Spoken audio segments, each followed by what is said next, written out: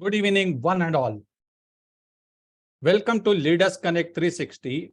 Leaders Connect 360 is a CSR initiative by Bija Training and organized by the Mask Leadership. My name is Sandeep Kulkarni, and I am a practicing career and a performance coach. Leaders Connect 360 started with the specific objective of inviting 1,000+ leaders and create 1 million leaders. A hybrid model leadership community where every Wednesday from 6:30 p.m. to 7:50 p.m. we learn from top management leaders on Zoom Live, and once in 3 months in each city, we will have an offline networking meet to network, support, and grow with the leaders. That's when we call Leaders Create More Leaders. Currently, all are muted, and we will be giving you an opportunity to speak to our guest, Mr. Palaniappan, Group CEO at Lifelong Learning Academy, Singapore. But before that, let me share that we are currently live on LinkedIn, and this episode LC095 is being recorded. For the visitors who are joining for the first time, you may also click on the WhatsApp, Facebook, and LinkedIn link in the chat box to get update on weekly basis. To get that on the weekly basis and join us in creating more leaders. Also, we request all our members and visitors to turn on your videos, which will help us in making the episode highly interactive. So, are we all ready to interact with our guest, Mr. Palaniappan, Group CEO at Lifelong Learning Academy, on the topic of enhancing judgment? Then please type yes in the chat box.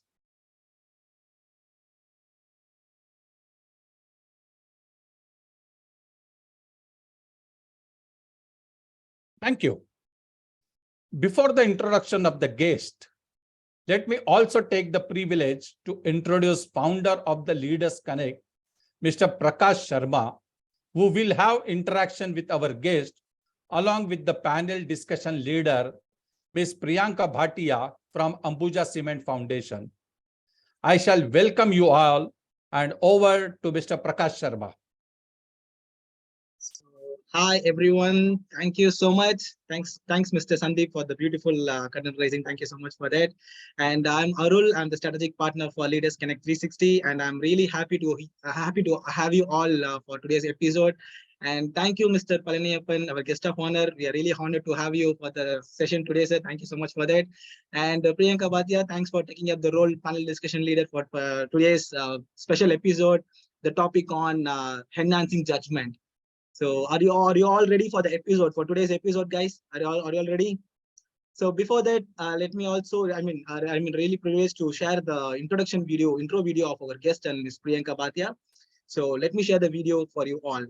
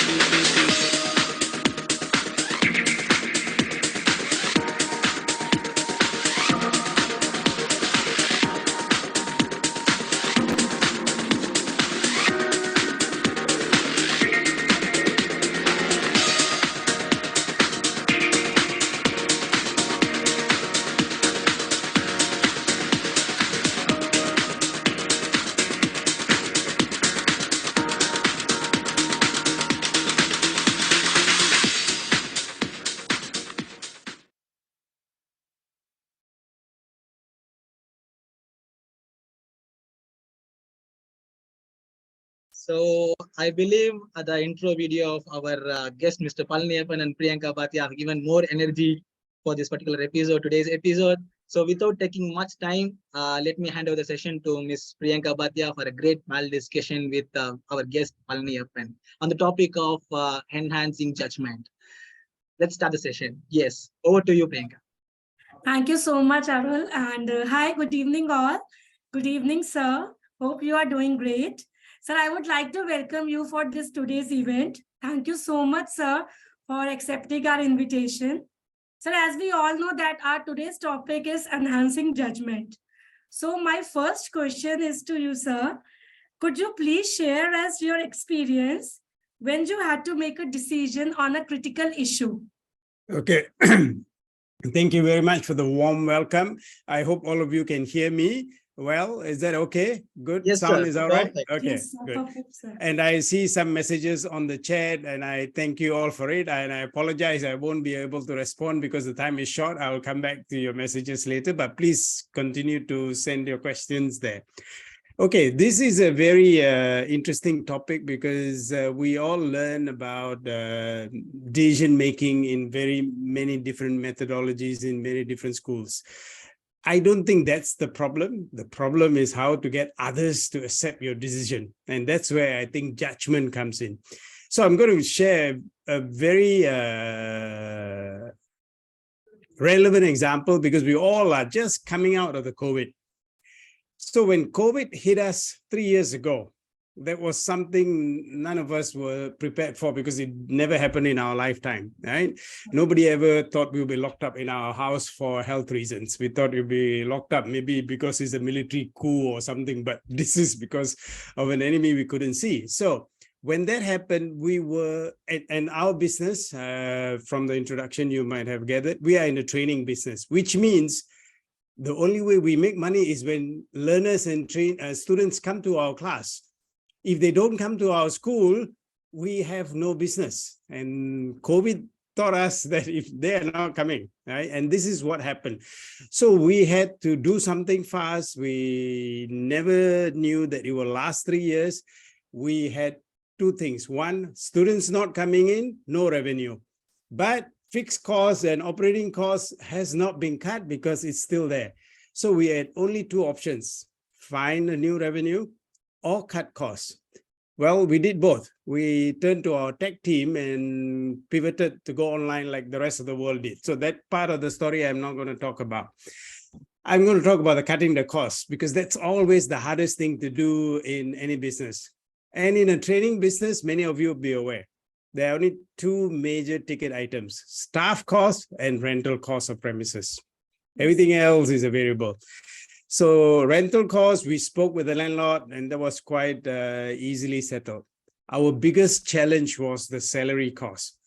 And we were at the crossroads. We had to decide.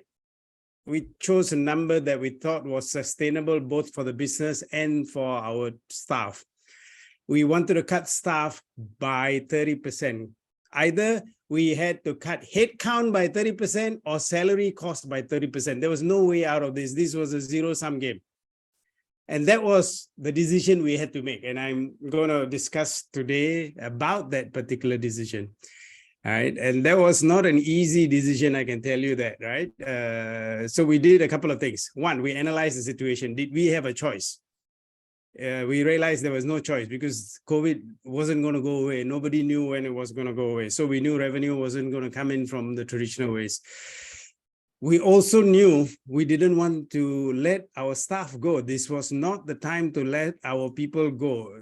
It would be the worst time to make that decision. So we said we cannot let them go. So we had to talk to them and say, we have a choice. Either we cut 30% headcount or everybody takes a 30% headcount and everybody keeps their job. We had to set the context and we had to explain it and we had to make them understand. Fortunately for us, our people had been with us for a long time. They understood and they agreed. And that was easily done, not because we were very clever, but because we had built trust in our relationship with our people, and they understood we were not playing games. So that's why I started by saying, making decisions not difficult. Getting others to buy into the decision is the challenging part, and that's where judgment comes in, right? So that's the context of the decision we made. I mean, I'm trying to keep it succinct because we don't have that much of time, but that's what we did. Thank you so much, sir. Very beautifully quoted, sir. And sir, our next question is, sir, the process or methodology you typically follow for making a decision and forming a plan of action. Okay. Could you please share with us, sir? Okay. So first, everybody does this. We call it scan the environment, analyze the situation. In addition to analyzing the situation, we had to reflect on the implications. So in this case, the founders had the discussion and put ourselves in the position of our staff and said, if we were to cut salaries by 30%, what would it do to our lifestyle? Yes, How many of us can pay the bills? How many cannot pay the bills? We went through the whole list and said, who can take that cut? Who cannot take that cut? What can we do? How can we be fair while supporting others? So we had to reflect on that decision. Once we had this, we had to communicate. Now, the communication part is easy. We have all the science behind it. But what we did was we set the context before we started to communicate. And once we did that communication, we paused and we asked for feedback because the decision is imposed on them. They need to say how they will react to it. Now, it doesn't matter whether it's a staff, it's a customer, or it's a vendor, because any decision made involves the party with whom you're going to make a decision about. And if you don't involve them in the discussion, it's an isolated, vacuum-based decision that's going to bounce back on you. So that's why we use this simple step. Analyze, reflect, communicate, set the context, and always ask for feedback. So very simple steps, no rocket science around it. Yes, sir. Very right, sir. Sir, I agree with your points, sir. Thank you so much. And sir, our next question is, sir, do you usually make better decisions alone or with a group? And when do you ask for help? Okay. So it's a very good decision. Long time ago, when I was running a small operation with about 500 employees in 4 countries, I came to the conclusion that life gets easier when we let other people make decisions they are better at. instead of trying to decide on everything.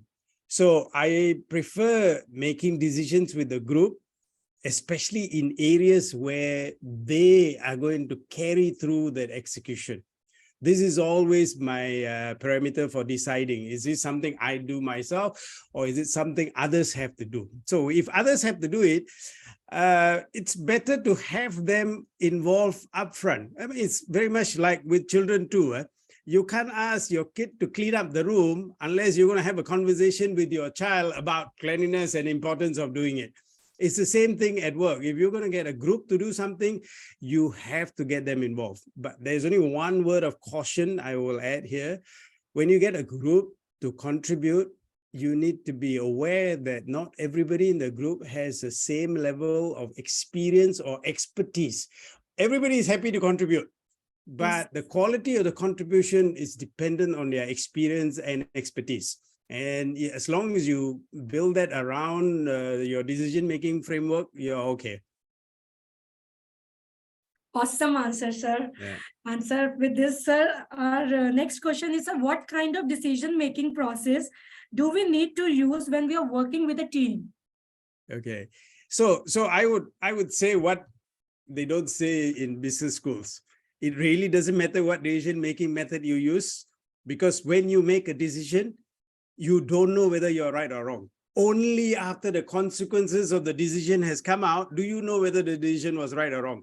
And even then, it is not right or wrong because you were clever. It's because the consequences were favorable. If the consequences were not favorable, like if you had a bet on Brazil and you lost the bet, it was a bad bet, not because you're stupid or not.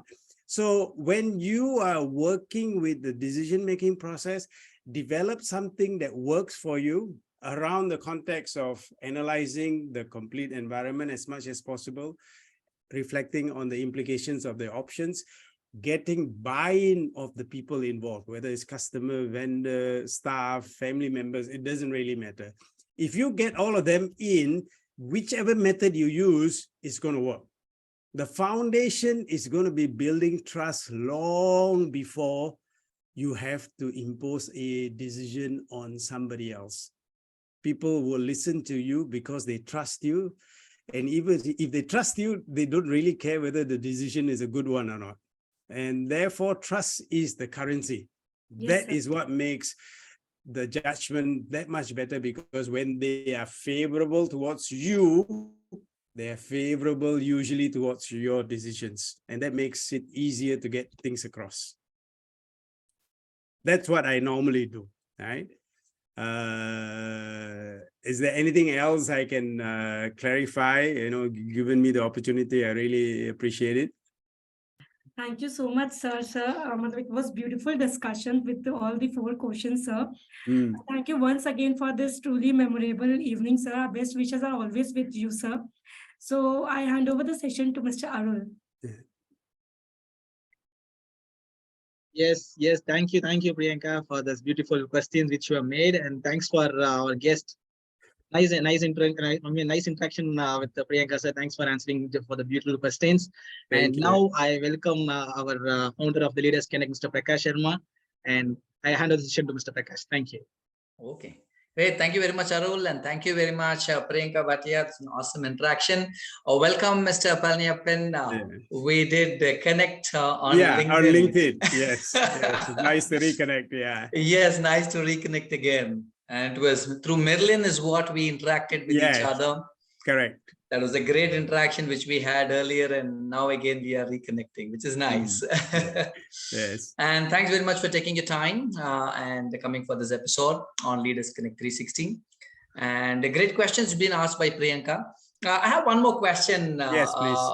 Mr. Palaniappan. Yes. Now, in fact, we're just sharing that there's nothing called right or wrong in any decision, is where you were just shared, right? As the last question came. Yeah.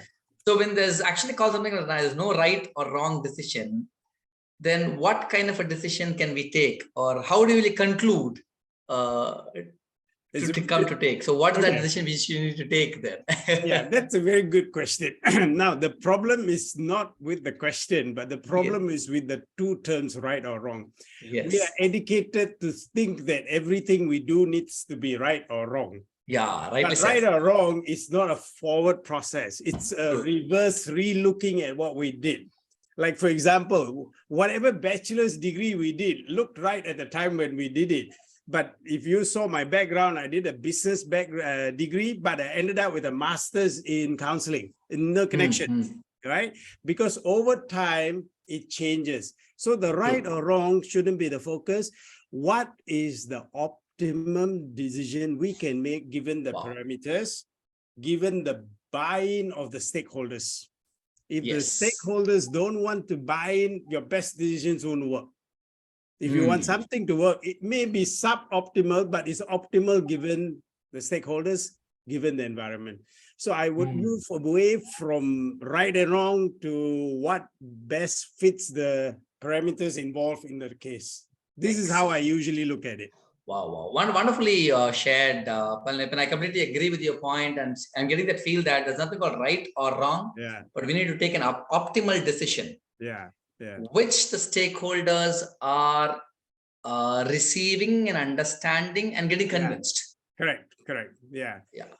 So I may be right in my part, but I may not be right in the other person's case. So I need to take an optimum. That's what you're saying, right? Optimum, where it is more suitable for them. So I give you an example, personal example. So I used to go into, my daughter is going to get very upset with me for this example, but I used to go into my daughter's room when she was a teenager, and I said, your room is a mess. You need to clean it up. Then she says, Papa, this is my room. I know where everything is. It's not a mess to me. Right? True. So therefore, the decision to clean up the room was right for me, but it's not optimal for my daughter. Right? So then I said, okay, your room, you know what it is. That's fine. So we came to an optimal decision, but it's not about right, because I was brought up, the room need to be clean. So this is what I'm trying to say. The stakeholders' involvement is key in deciding what works. Wonderful. That's when you said that it's more about the other person's decisions. We need to abide with them, or maybe we need to interlink with them and understand what needs to be taken. Wonderful. That's when the stakeholders' decisions you come to. Great. Awesome, Palaniappan. That's really been great.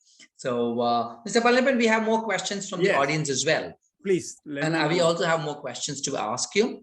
But what I'll do is quickly, now that we have discussed, we'll have a quick quiz now. And whatever we have understood and discussed amongst each other. So this quiz is going to be for all our visitors and all our members who joined us today.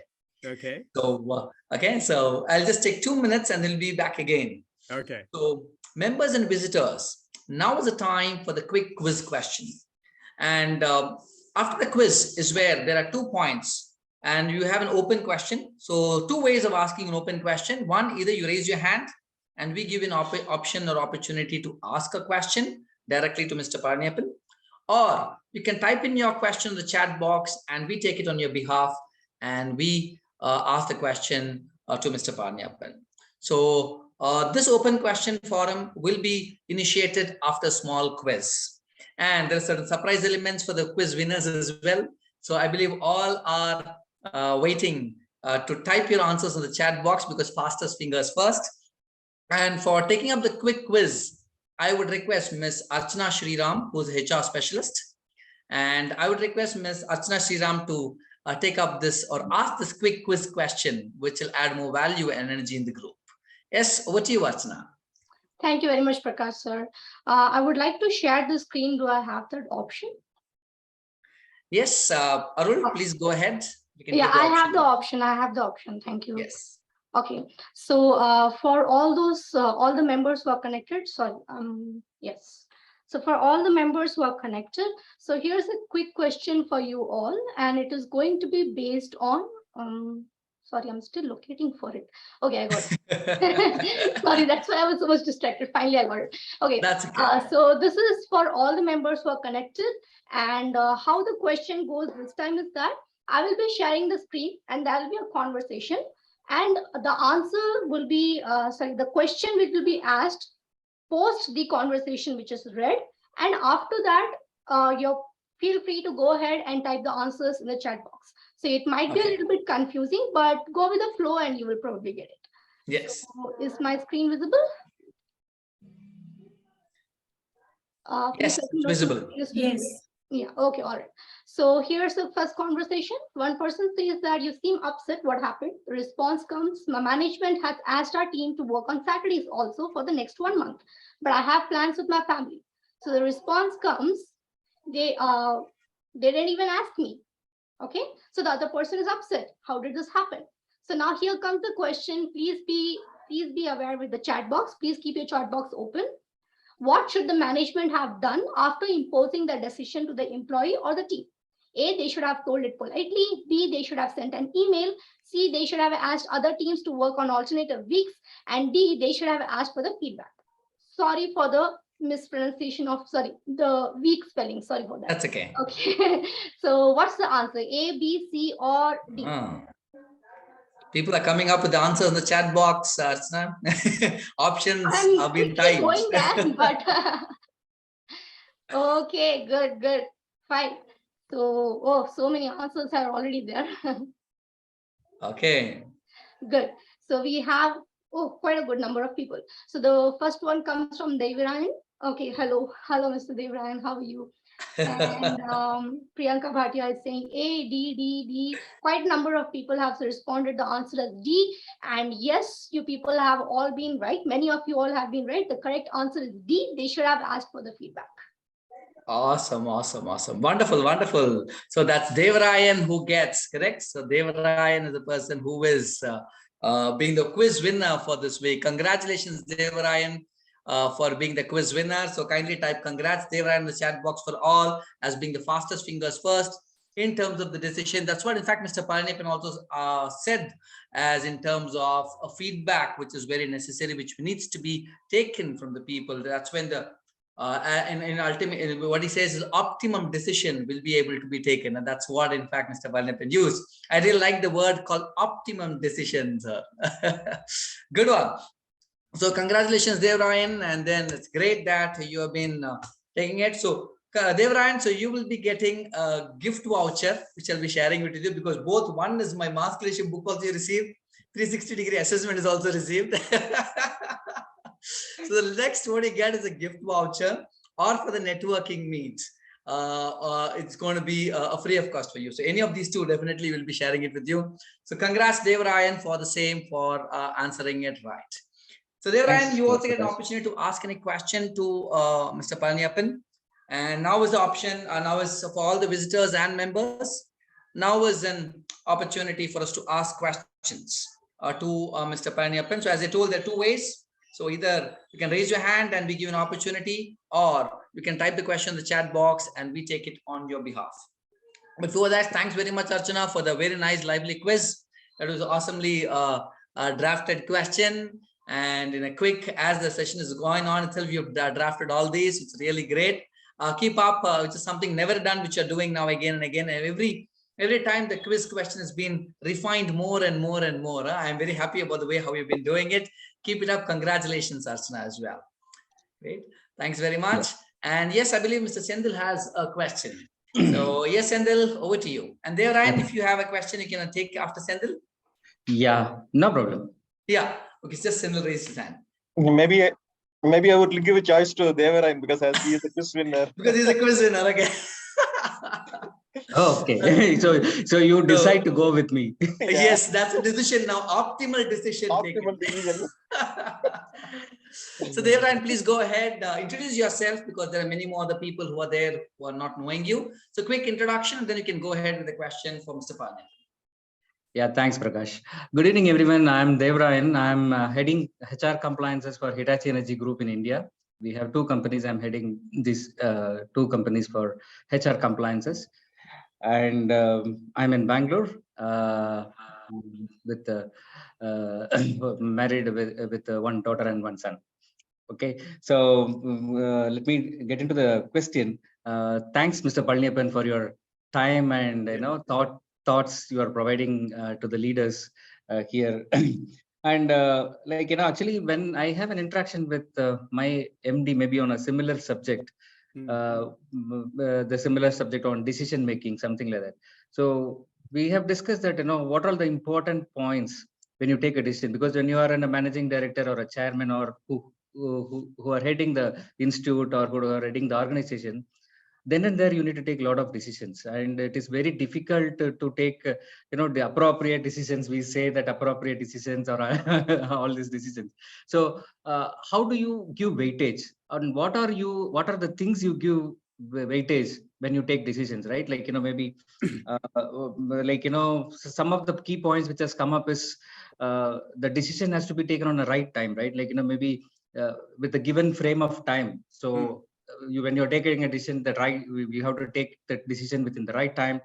And also, like, who it benefits. So, like, maybe when you talk about salaries, when you talk about other benefits, so how it impacts the company and how it impacts the employees, the more or less, like, by this decision, who is going to benefit, something like that. So what is your what do you call it as list to give weightage when you take term decisions? Okay. That's a good question, and it's a very tough question to answer because it depends on the context, right? So one of the points I raised when Priyanka asked for the methods with which we make decisions, I said setting the context is important. I used to work with a large organization. Then I came out. Since the age of 29, I've literally been working with companies where the buck stops with me. Okay. So when I make decisions, it's a bit different from if I had been in, say, for example, Arthur Andersen, when I started my career and I had a hierarchy to report to. So I have to set the context. If it's a management setting where you have control, you decide the parameters. So for me, because we've been running this business with my partners for the last 20 over years, our parameters always align. What keeps our people gainfully employed in the long term, even if there's a short-term pain? This is how we make a decision. If we are talking about large corporates, then who are the key stakeholders that have a major say in the outcome? So if you are talking about cost in a large corporation, is the cost a push down from the HQ, then, we don't fight beyond our pay grade, right? So what can we do? We can't do anything. So the only thing we can do is make the message nicer and sweeter and kinder to the people that we have to relay, because we are not in a position to push back and say, we are not going to do this. So the stakeholders who have power over that decision have a big say over it.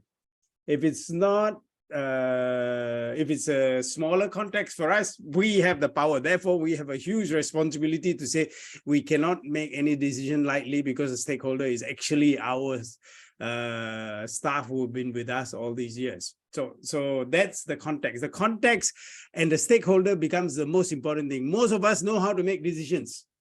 We know we have to eat, but we don't eat that well, right? So eating is a very easy decision, but the context of eating is not so. We don't eat so healthy, right? So making decisions is not the problem. So if we can define context, stakeholders, it narrows our options so that we can make better decisions, right? So that's what I would say, my 2 cents worth. Very, very nice. Actually, the context is very, very important. The stakeholders, right? Like, it's very well said that the stakeholders are very, very important. That for whom that decision is going to be made. Correct. Yes. Right. Nicely said, Palaniappan. Thanks for that. Thank you. True. Thanks very much, Devran, for asking that question. And as you're sharing this word context, if you're setting the context, Palaniappan rightly said. In fact, we also had one more guest of honor who came 2 weeks before. Topic itself was on contextual leadership. Okay. It's very nicely crafted, and it's more about the context which needs to be set first. That's when we'll be able to get the buy-in from the people. and the quick convincing happens there, and then we are aligned, and that's when it games. That's when, in fact, you're talking wonderfully shared that context is very, very important for us to take it up. Yeah, and you saw that I mix Eastern and Western styles together because of the cultural background. So I see a lot of the audience and I see the name, so I assume a number of you would understand my mother tongue Tamil. So in that language, there is a saying, Idam porul arindu sei. Yeah, correct. Right? That good one. That captures the Western management definition of context. So for my friends who don't understand the language, it means view the setting and the time before you do anything. Right? And here the setting is parameters, stakeholders, everything else goes in there. Awesome, awesome. Wonderful, Palaniappan. You hail from Tamil Nadu, is it? From India? No, my parents from Tamil Nadu. I'm born and bred here in Singapore, but fortunately for our country's enlightened language policies, we all still speak our mother tongue. Okay, that's nice. Nice to know about it. Good, Palaniappan. Sendil had a question. Yes, we're going next to Sendil's question. So great, Dheeran. Thanks very much for the question. Then we'll connect again. I want to talk to you as well. Maybe after the episode, we'll discuss and catch up. Yes. Yes, over to you, Sendil, for your question. Kindly unmute yourself, Sendil. I believe you're muted. Yeah, thanks a lot for giving this opportunity. And today's session was really a spellbound session. And without taking much time, let me introduce myself. I'm Sendil, working in a company named Daimler India as a senior manager, responsible for the upskilling of blue-collar associates. So mainly on the skilling on L&D, learning and development. Okay. So with my journey of this experience with my present company, I have two questions for you as a benefit for this group today. Question number one is, people say, or the business language says that don't go with prejudgment. Don't judge people by the face, or don't judge the book by the cover. But on the other side, we say that we need to evaluate the person based on their etiquettes, based on the body language, based on the posture. And we talk many things as a business language. How do we strike a fit between these two?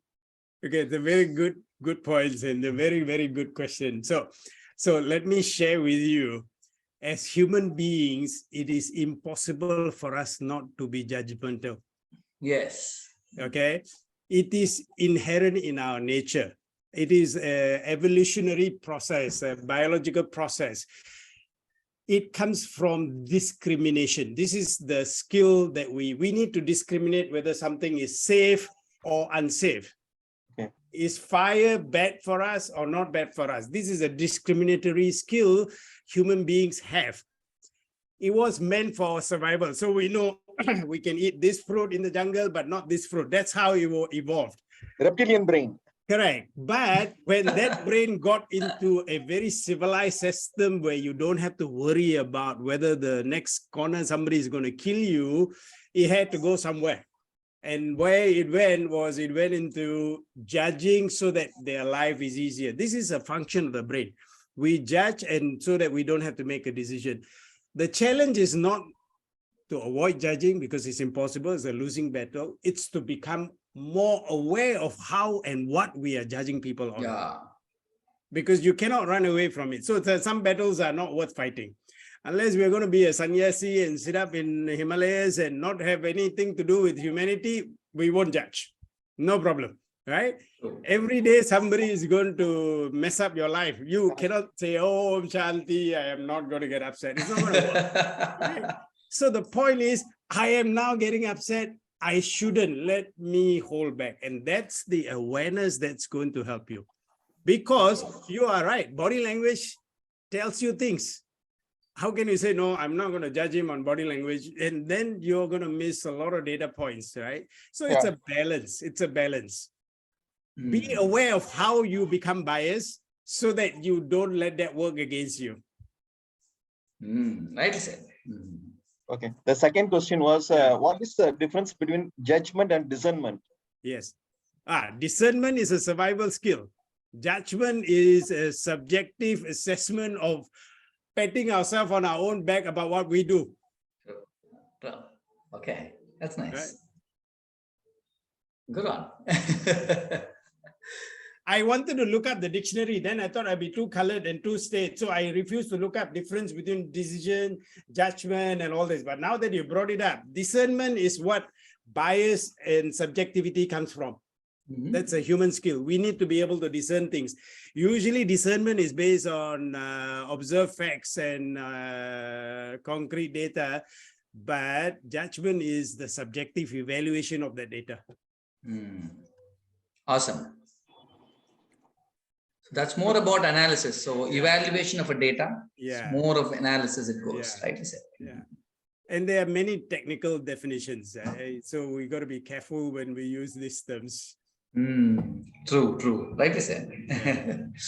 Great, Sandil. Thanks for asking that question. It's an awesome question as well. Very wonderful question Shazeen asked, because that's very, very necessary for people to know the difference, in fact, and really great. And thanks for asking that question. So now it's an open platform is open for any one more question we can take, and then we come to a summary of our episode for today. One last question. If any of our visitors or members are here also, we can feel free to ask. Yeah, Prakash, may I? Yeah, please. Okay, sir. I'm into coaching and mentoring corporate. Yeah. And just to get before the question, let me set some context. Typically for general managers or director level positions, if you go back to 20th century and early first decade of 21st century, typically they used to go for some executive trainings, maybe at IIM or anything, 6 months courses and all like that, so that they really upskill their skills into leadership before they really take into leadership roles. But of late, in the last 2-3 years, if you try to see, more and more people at these levels have been asked to go for group or team coaching or mentoring. So it's more of experiments, more of getting involved rather than just listening. Yeah. And that is the trend which is increasing. Yeah. How do you see trainings at these levels getting evolved in the next 10 years? Because if more and more people start, companies invest into group coaching and team coaching or mentoring, how the training parts will change in the next 10 years, especially at these levels. I'm not talking junior people, but at somebody with 15-20 plus years experience. Okay. So the first thing that you're talking about is acquisition of knowledge. Yeah. So you go for training, you acquire theories, you acquire paradigms, you acquire new concepts and models. Coaching, on the other hand, is discussion about practical experience in the application of such things at their workplace. So what then happens is I tried this, it didn't work. I tried this is what happened. And then people share. You are right that the trend goes towards coaching, but coaching is a lot more costly than training. Yeah. Okay. So both have a place, but what we believe, and this is what we do in our training programs with our customers, we blend both into the training. So we do training, acquire new knowledge, and then they go back to the office and they apply it at workplace-based projects or KPIs, business objectives. They come back, review, show and tell, and this becomes group coaching in the session. So it's a blended. So very soon I got this feeling that the coaching and training is going to blend and merge into a seamless multimodal experience. So you learn something, you do something, you come back and reflect, and that's coaching. But when you learn, it's training. So in the coaching session, they don't train you. In the training session, they don't coach you. So I think we need to marry these two. And that's what we are doing with our clients here. So most of you see a hybrid model coming up in the next 8 to 10 years. Yeah, except for the extreme C-suite who don't want to mix with others for training. Then they will stay at coaching level. Correct. Yeah. True. Okay, thank you. Awesome. Okay. Awesome question, Sandeep. And just to add in fact, to your point, Palaniappan rightly said, in fact, that's what even we are doing. We are blending both training and coaching for our clients as well here. And that's when results are being very clearly seen, the behavioral differences or whatever it may be. Yeah. A lot of things are there happening across. And the next, as I said, definitely, Sandeep, this could be the future for the next 10 years. As a part of OD intervention, as a part of organizational development initiatives to transform cultures, I mean, and bring in the culture within the company, what they expect. And these both are required, but training is also to impart knowledge, as you said, and coaching is to ensure that they are implementing what they are learning. Yes. And wonderfully shared. Thanks very much, Sandeep, for asking that question. And thanks, Palaniappan, for your excellent views, and which really gives us more and more understanding and more togetherness is there with amongst us. So good. So now the time 9:15 already, sorry, 7:15 already. So according to Indian Standard Time. So I understand people are from Singapore and other parts of the country also joined here. That's really great. So with this, we come to an end of our episode LC095, and we request Mr. Senthil Kumar to quickly summarize the key aspects on key fine-tune points. What are the key takeaways which we got from today's episode from Mr. Palaniappan, and then request the vote of thanks from Mr. Nallayanayagan and introduce the next week's leader. And we come to an end of the session. And one last point before we also leave, I request all the other members and visitors who are here. After the episode, there's a process which we follow. There may be many new people are in here today, and there are a couple of known and unknown people. So during the session here, it may be challenging for us to interact with each other. So after the episode, once it's completed, is where if people who can stay back, it will be great, where we can introduce each other, know more each other very well. And that's what we do after every episode as well.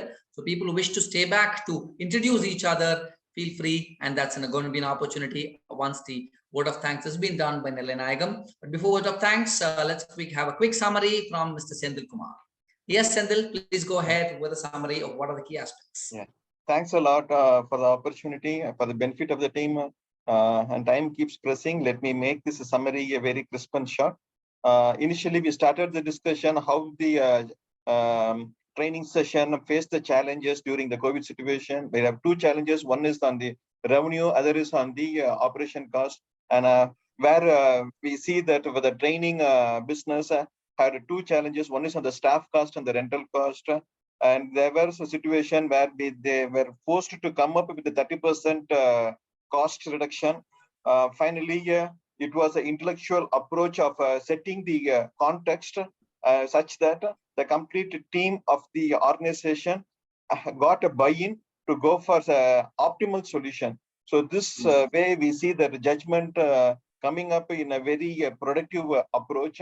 And through this journey, there are 4 learnings. One is whenever we go for this kind of situation, there are 4 phases. One is we need to analyze the situation. Next is we need to reflect. Third is we need to communicate. Fourth is ask for the feedback. This is really a spinal or the spinal bone for the judgmental decision whenever we go for a group. And next is life gets easier when we allow people or enable people to give them the buy-in option so that the decision comes in a very faster pace. Next is when we, as a leader, there is no right decision or wrong decision, because when you take a decision, we don't know what is the consequence. The consequence is approach only the next milestone. If the consequence is positive, well, you deserve to be smart. When the consequence turns negative, still you learn from that decision. Next, next is always focus on an optimal decision, which is very close to the context of the situation, what you are setting. And we had a very good approach on understanding the difference between the judgment and the discernment. Judgment comes from the observation of fact, concrete data, which comes from the survival brain, whereas judgment is based on the analytical data. Great. Thanks very much, Senthil. A quick short summary which was done. Excellent. As usual, rocking the summary. Good one. Thanks very much, Senthil. Yeah, and now let's take a quick leap into thanking all the leaders who have joined us today. And from my side, I would like definitely thank Priyanka for taking up the role. and also other people have taken. Thanks, Sandeep, also for the curtain raiser leaders role. So I also now invite Mr. Nalin to thank our guest and all the members, and also share about the next week's leader and the topic as well. So yes, Nalin, over to you. Kindly introduce yourself quick and short, and then go ahead for your. Yeah, I'm Nalin. I'm taking care of quality and health HSE on the Worley Confection System, Chennai. Good evening, one and all. Thanks to Bija Training for this opportunity. Dear Mr. Palaniappan sir, a really wonderful session with the more practical tips on the engaging judgment. I love your point. The trust is the currency in the decision making. Yeah, your points are really helpful to improve the decision making skill and understand emotions to make rational decisions. Before me sharing the next week leader, let me quickly share again the purpose of the community. If you find our episode interesting, kindly invite your contacts who will add value to the community. For the visitors who are attending this first time, Leaders Connect 360 is a hybrid model leadership community where every week on Wednesday from 6:30 p.m. to 7:15 p.m., we invite a top management leader from a reputed corporate company to share the solutions for our real-time leadership challenges, either on leading self, leading others, or leading your business. Like how we have seen Mr. Palaniappan sir shared his the points today. This Leaders Connect 360 online leadership community also gives an opportunity to network with the people on the last Wednesday of every month through online, and once in 3 months with a direct networking at each city to network with working professionals for personal, professional, or social needs. That's when we call it as leaders creating more leaders. If you wish to join our community, please click on the below social media links. So now I'm happy to introduce the next week leader, Mr. Ravi Valecha, CEO at India Factoring and Finance Solutions Private Limited. On the topic of managing economic uncertainty, join us on 21st December 2022, Wednesday, 6:30 p.m. to 7:15 p.m. Zoom Live. Kindly join our social media platforms to receive weekly episode registration links and updates. Members who wish to be a panel discussion can give your names on the WhatsApp group or kindly interact with Mr. Arul. I would like to thank the guest, Mr. Palaniappan sir, and panel discussion leader for spending their valuable time in sharing their experiences and solutions. Over to you, sir. Great. Thank you very much, Nalin for doing it so. And Mr. Palaniappan, one last, in one word, if you have to share, or in one sentence or one word, if you like to give, how do you feel our community is? What you like to share? That'll add value for us. Kindly unmute yourself, Mr. Palaniappan. I think it's a great idea for practitioners to get together and share, learning from each other's perspectives and experience is a great way to do this. And I think this is a very great platform that you have set up. And, and I'm very honored to have been invited. And I must say, I must learn to summarize like Sindhil Kumar. I mean, that was fantastic. That's really right? good. Yeah, it was very good. He crystallized the whole thing. So this kind of sharing, it's going to be useful. And I think you all are doing a good job. And your goal of 1,000 leaders, that is really very good. Inviting 1,000+ leaders, and we're the 95th. So soon we are come to 100th episode, and then that's a continuous process. From 3-digit to 4-digit, it's going to go. Now it's in 2-digit. Yeah, very soon you will be there. Wish you all the best. Thanks very much, Mr. Palaniappan. All the best wishes from all the leaders like you all. Definitely, we all together can do so more and create more and more leaders in the society, which helps each other, and we all are able to grow together. And that's the base which we've been doing it. So great. So thank you very much, Mr. Palaniappan. Thank you very much. I wish you all the best. Stay safe. Bye. Yes, stay safe. Thank you very much. And we have one final video. Thank you video for all. And as I said, all the participants, all the members and visitors, if you wish to introduce yourself in knowing each other, please feel free to stay back, and that will add value. But thanks, Palaniappan, and it's ending. And thank you video for all. Thank you all. Thank you.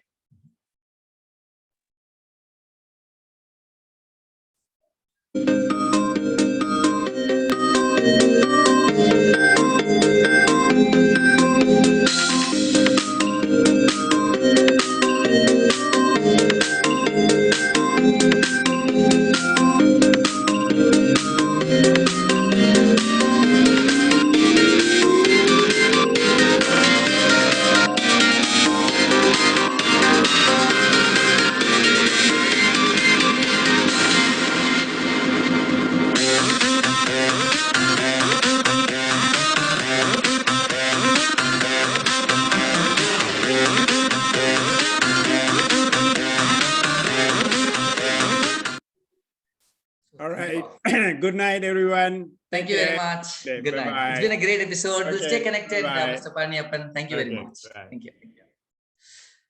Great. So thank you all. And that's been an awesome episode.